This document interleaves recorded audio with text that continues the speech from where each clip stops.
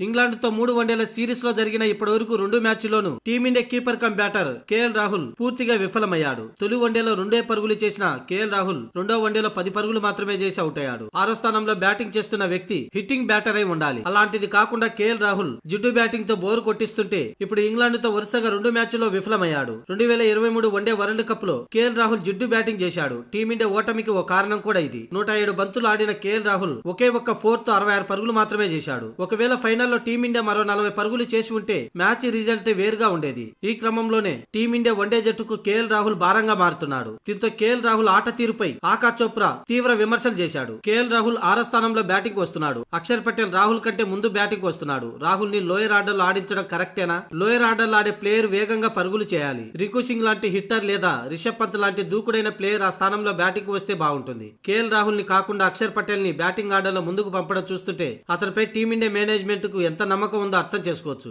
ఈ సిరీస్ లో కేఎల్ రాహుల్ రాణించిందేం లేదు. శ్రీలంకతో జరిగిన వన్డే సిరీస్ లోనూ ఫెయిల్ అయ్యాడు. దీంతో ఇప్పటికైనా కేఎల్ రాహుల్ ప్లేస్ లో రిషబ్ పంత్ కి అవకాశం ఇస్తే హిట్టింగ్ స్థానంలో జిడ్డు బ్యాటింగ్ కాకుండా జట్టుకు కావాల్సినన్ని పరుగులు సాధించపెట్టగలడు. అంతేకాకుండా లెఫ్ట్ హ్యాండ్ బ్యాటర్ అవసరం కూడా ఉంది. ఛాంపియన్స్ ట్రోఫీకి ముందు ఈ ఒక్క నిర్ణయం తీసుకోండి అంటూ ఆకాష్ చోప్రా పేర్కొన్నాడు. కేఎల్ రాహుల్ ని ఛాంపియన్స్ ట్రోఫీలు ఆడిస్తే 2023 వన్డే వరల్డ్ కప్ ఫైనల్లో జరిగిందే మళ్లీ రిపీట్ అవుతుందని ఆకాష్ చోప్రా పేర్కొన్నాడు.